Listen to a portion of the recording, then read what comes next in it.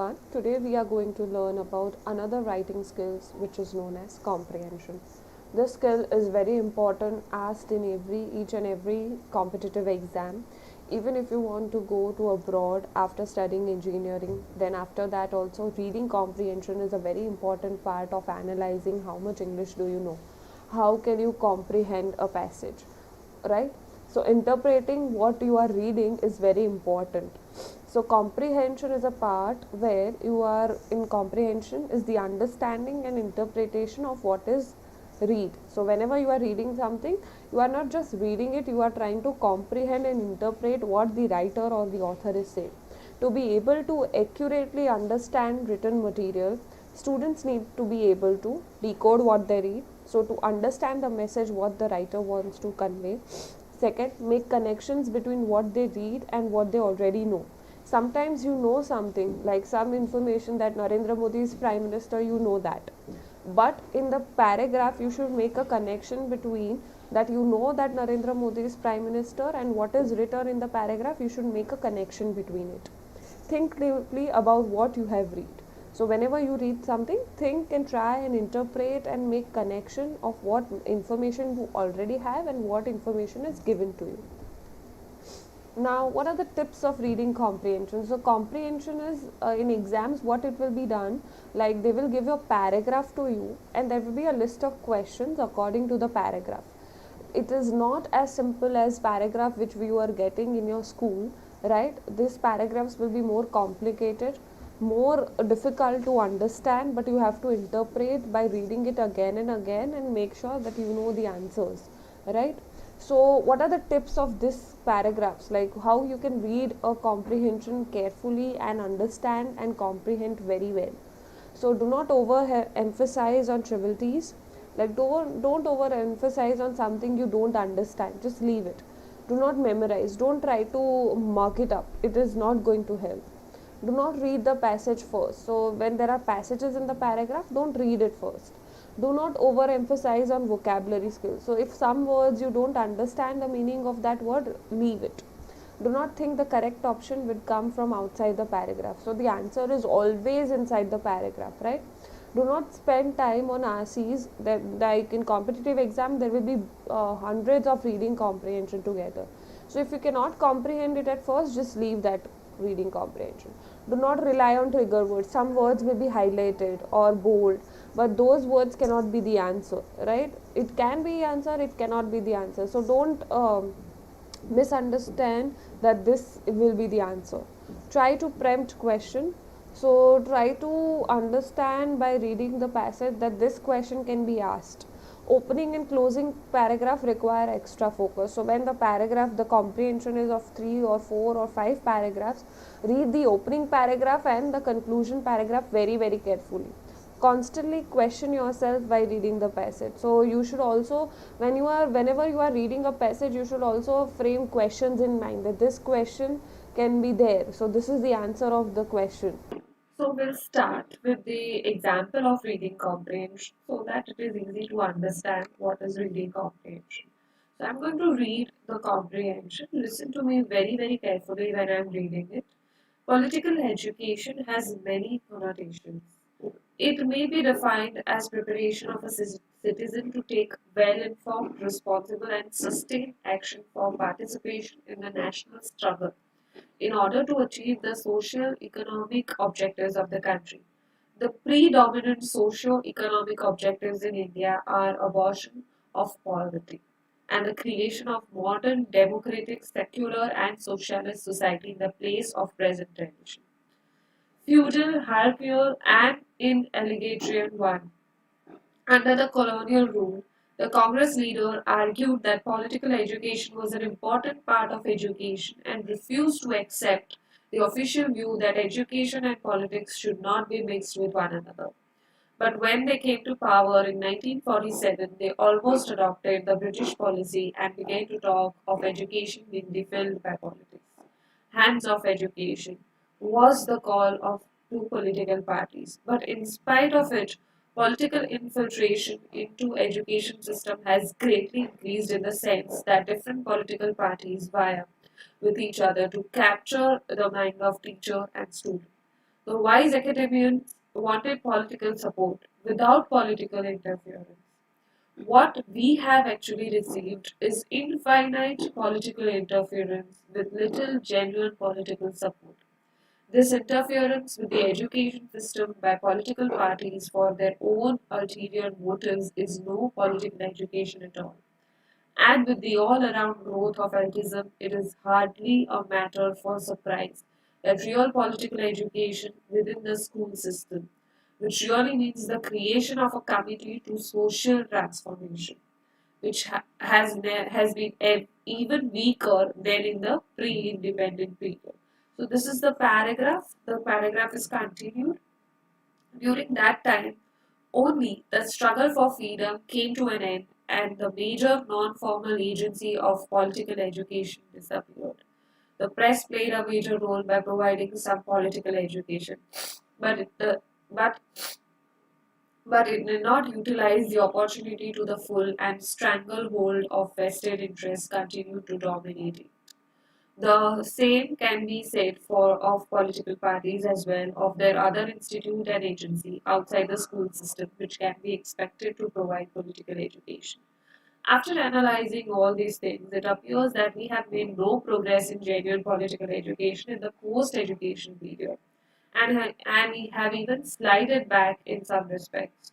For instance, the education system has become even more elite-oriented. Patriotism has become the first casualty. The father of the nation gave us the courage to oppose the government when it was wrong in a disciplined fashion and on basic principle. Today we have even lost courage to fight on basic issue in disciplined manner because of agitation and anarchic politics of for individual group or party aggrandizement has become common.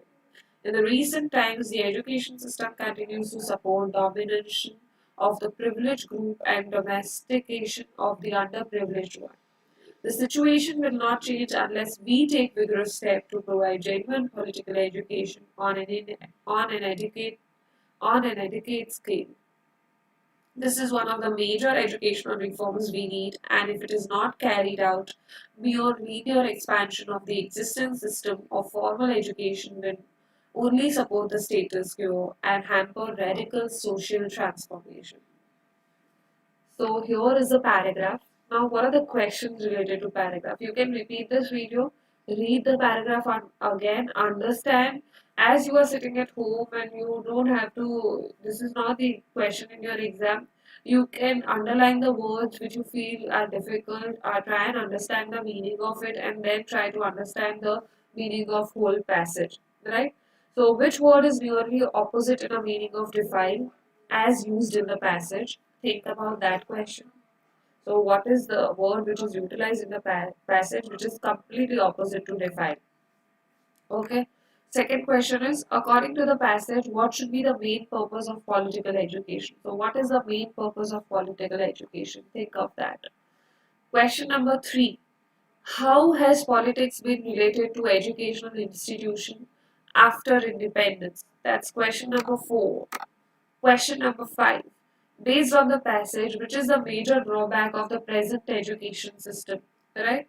So these are the five questions. You have all the options also. Right? You can rewind the video again and again. Suppose if I am going to the first question, which word is nearly opposite in the meaning as defiled as used in the passage? So go to the paragraph.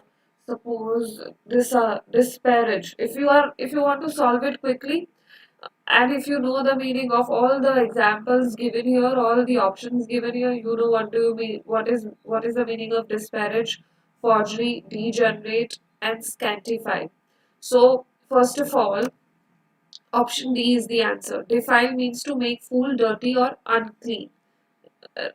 So despair means to speak or treat slightly, right? Speak of or treat slightly.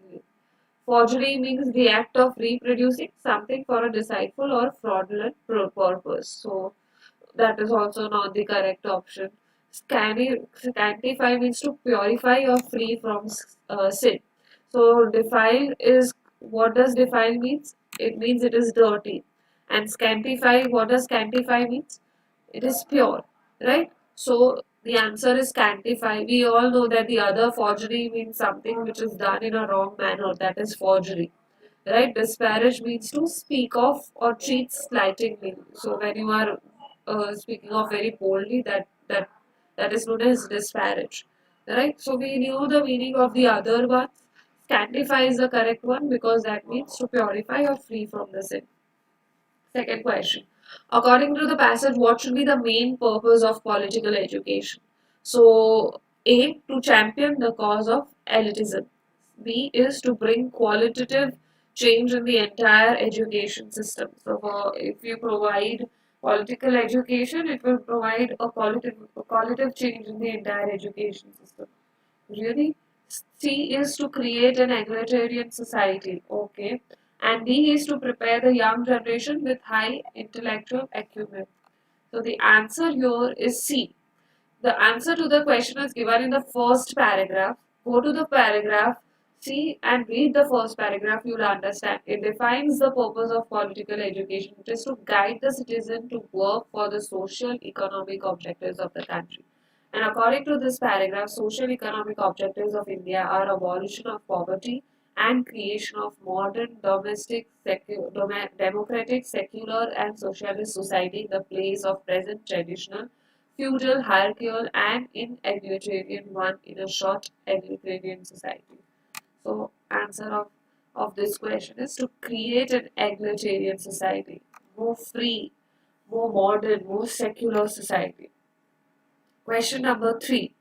How has politics been related to educational institute after independence? Right? So the first option is although they got political support, but there was no interference of politics. Is it?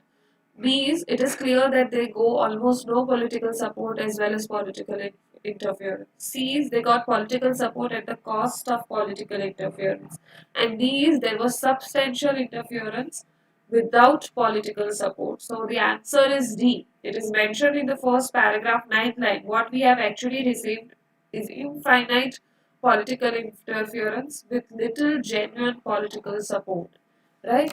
So you know what the paragraph is all about. Question number 4. Based on the passage, which is the major drawback of present education system?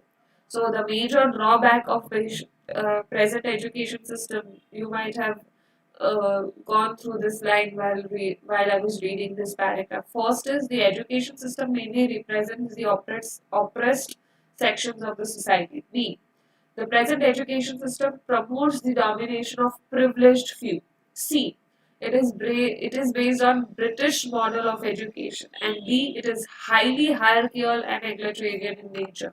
So the answer is B here. It is mentioned in the last line of the last paragraph. In the recent time, the education system continued to support domination of privileged group and domestication of underprivileged one. If you remember this line, the situation will not change unless we take vigorous steps to provide genuine political education on an adequate scale. This is one of the major educational reforms we need. So, are you getting the answers right? So, and the last question is which is the most opposite in the meaning to the word hamper as used in the passage. So, opposite of hamper. Option C, foster means to promote growth or development. Hampering is suppressing, right? Foster is to grow and develop, right? So this is what reading comprehension is about. It is very, very important to know how to read and how to interpret what is given in the paragraph, and then according to that analyze the paragraph and give answer. Right? So whenever you are reading, make sure that you have full attention and full concentration whenever you are reading any passage. In exam, these kind of passages will be active as they will be lengthy, they will be difficult to understand, but you make sure that you understand the keywords and the important points in the paragraph and then answer accordingly. Thank you for watching this video.